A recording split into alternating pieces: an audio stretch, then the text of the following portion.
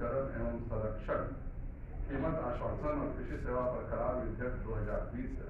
इसके खंड 8 में बिल्कुल साफ लिखा हुआ है कि no farming agreement shall be entered into the purpose of any transfer including sale, lease और मॉर्गेज ऑफ द लैंड और प्रेमिसेस ऑफ द फार्म।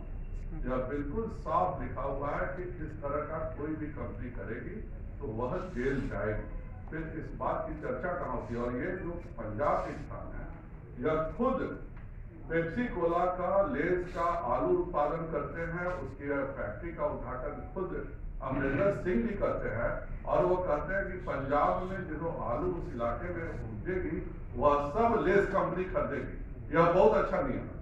लेकिन अगर बिहार में कोई कंपनी आती है और कहती है कि हम आपके इलाके में आप बासमती करो, बासमती धान उपजाओ, हम इसका 60 रुपया किलो अनाज का मिनिमम गारंटी देते हैं, तो आपको तकलीफ हो जाएगी। यह किसी के भी समझ से परे है। इस आंदोलन में कहीं न कहीं आढ़तिया जो बरगला रहे हैं, और जो पहले दिन से तो एक चर्चा थी कि आप एमएसपी लिखित दीजिए। आज जब एमएसपी लिखित देने की बात है तो पूरा का पूरा बदल दिया गया है, टारगेट ही बदल दिया गया।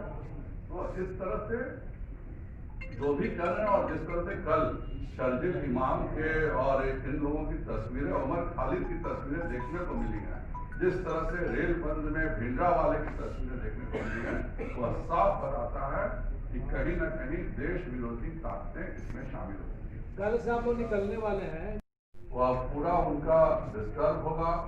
इसमें जो आढ़तियों को कमीशन मिलता है, किसान अपना अगर अनाज बेचना चाहता है सीधे एफसीआई को बेचे।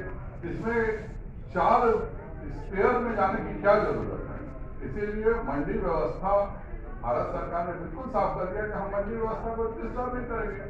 लेकिन अगर कोई दूसरी कंपनी भी पंजाब में खोल करके किसानों का अनाज खरीदना चाहती है, तो इसमें किसी को क्या ऐतराज हो सकता है? हम लोग के समझ से परे है। पंजाब सरकार यह चाहती है कि सभी से टैक्स वसूला जाए अनाज के एवज में। भारत सरकार नहीं चाहती है कि किसी भी अनाज में कोई टैक्स वसूला जाए। बिहार का आप उदाहरण लें तो बिहार से अगर धान जाता है पंजाब तो वह टैक्स फ्री है, लेकिन अगर बिहार से चावल अगर कोई भेजना चाहे तो उसको टैक्स देना है, जबकि पंजाब में यह नियम नहीं है। तो पंजाब सरकार अपने यहाँ का चावल बिहार भेज सकती है, वह हम टैक्स नहीं देते हैं उस पर। लेकिन हमारा चावल अगर पंजाब जाएगा तो पंजाब सरकार टैक्स देती है। यह सरासर गलत नियम है, और किसानों के किसी उत्पाद पर कहीं भी टैक्स नहीं लगना चाहिए। सर, किसानों का कहना है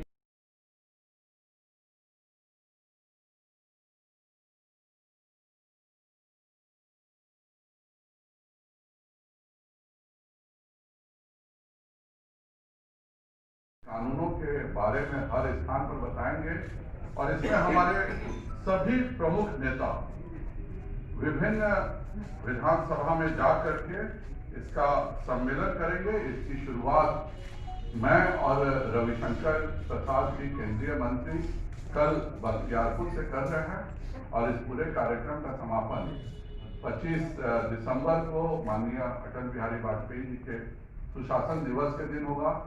यह एपीएमसी एक्ट के बारे में सबसे पहले माननीय अटल बिहारी वाजपेयी की ही सोच थी। 10 राज्यों ने इसको खत्म करने के लिए लागू भी कर दिया, जिसमें मैं बिहार सरकार को धन्यवाद दूंगा कि वह भी एक है। और जो कॉन्ट्रैक्ट फार्मिंग का विरोध हो रहा है, हम चाहते हैं बिहार में भी कॉन्ट्रैक्ट फार्मिंग हो।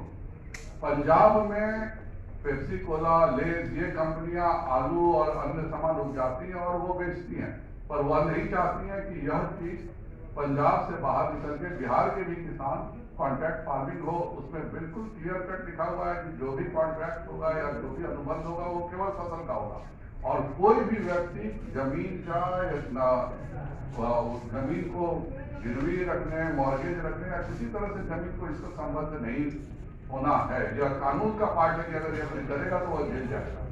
उसके बावजूद भी इस पर दुष्प्रचार किया जा रहा है, और इसलिए सभी केंद्र सरकार के मंत्री, मैं पढ़ देता हूँ, गिरिराज जी 5 स्थानों पर, अश्विनी चौबे जी, आरके सिंह जी, नित्यानंद राय जी, रविशंकर प्रसाद जी, मैं, सुशील मोदी जी, प्रेम कुमार जी, नंदकिशोर जी, तारकिशोर जी, रेणु जी, मंगल पांडे जी, अमरेंद्र प्रताप जी, जीवेश मिश्रा जी, रामसूरत जी, सभी विभिन्न स्थानों पर जाकर के और हम किसानों के समर्थन में जो केंद्र सरकार ने बिल लाया है उसके समर्थन के लिए पूरे बिहार में आह्वान चलाएंगे और बिहार के जनता की तरफ से केंद्र सरकार को धन्यवाद देंगे कि जो केंद्र सरकार ने 2022 तक किसानों की आमदनी दुगुना करने का लक्ष्य रखा था और एमएसपी और किसान सम्मान निधि और अन्य माध्यमों से वह 1.5 गुना किया जा चुका है।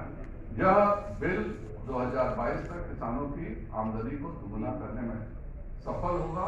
इसी के लिए मैं बिहार की जनता से अनुरोध करता हूं कि वो नरेंद्र मोदी जी का साथ दें। धन्यवाद। इस तरह से केवल पंजाब के ही, हरियाणा इलाके के ही किसान ज्यादा क्यों कर रहे हैं, इसको भी समझाने की जरूरत है और समझने की भी जरूरत है। बिहार में बिचौलियों की प्रथा पहले ही से समाप्त हो चुकी है, पर पंजाब में आज भी बिचौलियों की प्रथा है। आढ़तिया जो होते हैं वो किसान मंडी में एक बार अनाज जो दे के चला जाता है तो वही आढ़तिया ही है जो होलसेलर को बेचते हैं। फिर होलसेलर्स जो है वो राइस मिल्स को बेच देते हैं, राइस मिल्स जो है वो सब होलसेलर्स को देते हैं और उसके बाद वह अनाज जो है वह जनता के पास जाता है। और इस पूरे रास्ते में पंजाब सरकार 6,000 करोड़ रुपया इकट्ठा कर लेती है। यह सारा पैसा कोई अलग से नहीं लिया जाता है, यह केंद्र सरकार के और की योजनाओं से पंजाब सरकार टैक्स वसूलने का काम करती है। और इसीलिए सबसे ज्यादा ऐतराज वही लोग कर रहे हैं कि बिचौलियों की प्रथा क्यों बंद हो, किसान सीधे अपना सामान क्यों नहीं बेच सकता हो। इसका सबसे ज्यादा विरोध वहीं मिल रहा है जहां पे बिचौलिया की प्रथा है। और बिहार में अगर आप उदाहरण स्वरूप देखिए तो आज पैक्स अनाज खरीदती है, व्यापार मंडल अनाज खरीदता है। इस कानून के आ जाने के बाद कोई भी व्यक्ति चाहेगा तो कहीं भी अपना बड़ा स्टोरेज बना करके और किसानों से एमएसपी के रेट पर सीधे अनाज खरीद करके अपना भेज सकता है। अगर हम आज जो 8,000 जगह पे किसान बेच रहे हैं, अगर 8,000 के बदले 16,000 जगहों पर बिकने लगे किसानों का धान, तो यह तो और अच्छी बात है। इसमें बुराई क्या है यह किसी के भी समझ में नहीं आ रही है। इसमें केवल आढ़तियों को नुकसान है, इसमें केवल बिचौलियों और दलालों को नुकसान हो रहा है। और जो राज्य सरकारें किसान की आमदनी को अपने टैक्स कलेक्शन का जरिया समझती है, उनको नुकसान हो रहा है। और इसीलिए